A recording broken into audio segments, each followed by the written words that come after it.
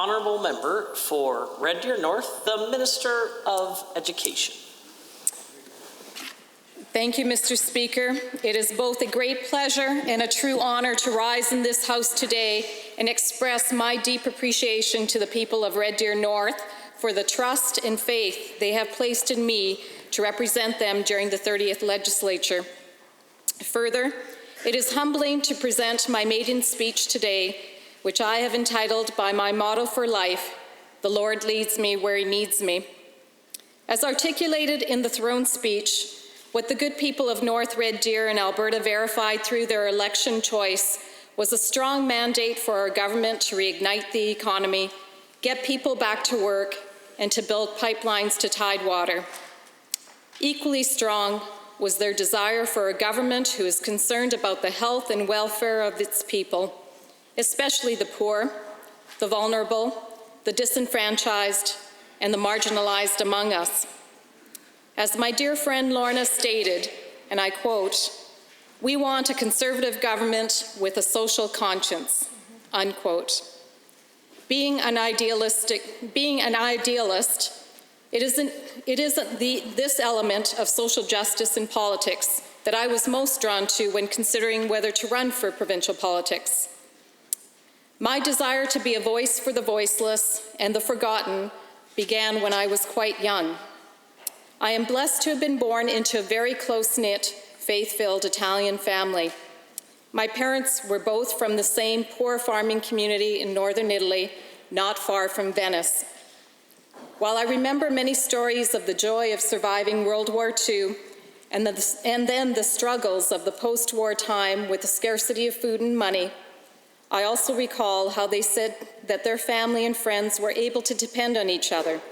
They took care of each other and supported one another's needs with love and charity for all.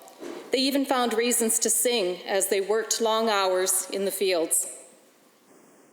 Due to my paternal grandfather having a stroke, my father, Luigi DeMetto's family, was hit especially hard, with my father, age 11, having to drop out of the Italian version of grade 3 to go to work to help financially support his parents and siblings. I can't even imagine how difficult it must have been for an 11-year-old boy to be shouldering such a heavy burden. While my father never begrudged the childhood he missed, he did impress upon me the value of an education and the blessing of putting service above self. My father's resiliency and ingenuity served him well as he went on to become a respected finishing carpenter and construction worker who could figure out how to build just about anything. In fact, building our family home in Guelph from scratch. He did this after marrying my mother, Rena Perrin, in Italy in the late 50s. Shortly thereafter, they immigrated to Canada. They came in search of a better life.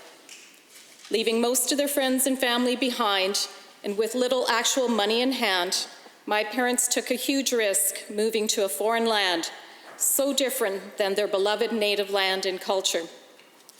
There were many obstacles to overcome, not least of which were the language barrier, the much colder climate, the diversity of cultures blending, as other nationalities were also immigrating in large numbers, and yes, even racial prejudice. As a young child, who I might add was born in Canada, I never truly understood until much later in life that when someone would shout out a racial slur at me as I walked down the street, that they only displayed their own ignorance through their lack of respect and intolerance.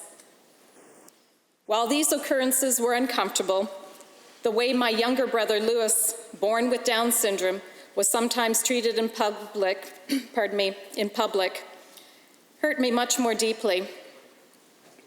While the majority of people were kind and could see beyond the disability label, others were quite cruel, jeering, making fun at his expense, ridiculing, and yes, even physically abusive at times, for no other reason than he was born different. As his older sister by 2 years, I became one of his defenders. After all, if they only knew him, they'd know that Lou knew 2 languages, had a great sense of humor, worked a steady job, enjoyed bowling, and the company of his girlfriend. a relationship that lasted over 25 years until his death at the age of 49 of Down syndrome Alzheimer's. It was gratifying to see at his funeral that while there are those who would have discounted his life as being less valuable, and yet others who would have advocated that he should never have been born at all, that our church was full to overflowing with approximately 1,000 people in attendance. There was not a dry eye to be found as they paid their respect to a life well lived.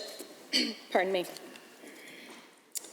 Inspired by my daily interactions with my brother while growing up, this contributed immensely to my decision to become a rehabilitative practitioner working with the developmentally and physically challenged, and ultimately led to my move to my forever home in Red Deer in 1981.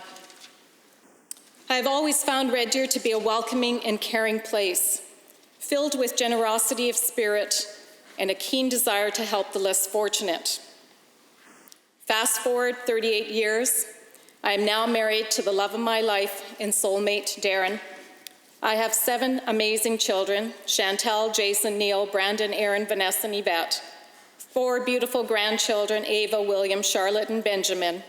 A family farm, a trucking business, and an active personal and professional life. I have been truly blessed, and I have enjoyed every minute of this journey. It has been extremely rewarding. I still very much appreciate the community of Red Deer and the willingness they show to honor and respect all, whether it is the immigrant, the mentally or physically challenged, the single mom, someone of a different faith or culture, the addicted, the homeless, and I could go on and on. Everyone, no matter who they are, can find a caring heart and an open hand of assistance in Red Deer.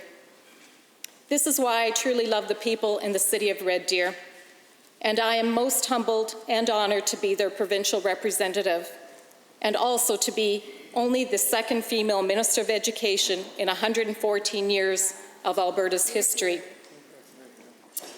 As MLA for Red Deer North and Minister of Education, I am committed to ensuring that every human being is valued and cared for. I was recently asked what my definition of inclusion is.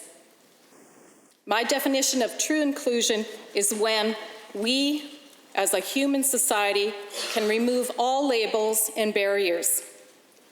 When we can look across the room at each other and no longer see the color of skin, the gender, the sexual orientation, the religion, the disability, the nationality, immigrant or refugee, born or unborn, the very young to the very old, and so on. Rather, let us see that we are all brothers and sisters, united in humanity, and then treat each other with genuine love, care, and compassion. In closing, I would like to quote one of my favorite Disney movie song lyrics from The Hunchback of Notre Dame, and I quote, "God help the outcasts hungry from birth, show them the mercy they don't find on earth. God help my people, we look to you still. God help the outcasts where nobody will. I ask for nothing, I can get by, but I know so many less lucky than I. Please help my people, the poor and downtrodden. I thought we all were the children of God. God help the outcasts, the children of God." I truly believe we are all outcasts in one way or another, and I look forward to serving the people of North Red Deer with honesty and integrity, and especially with great care and compassion for all. Thank you.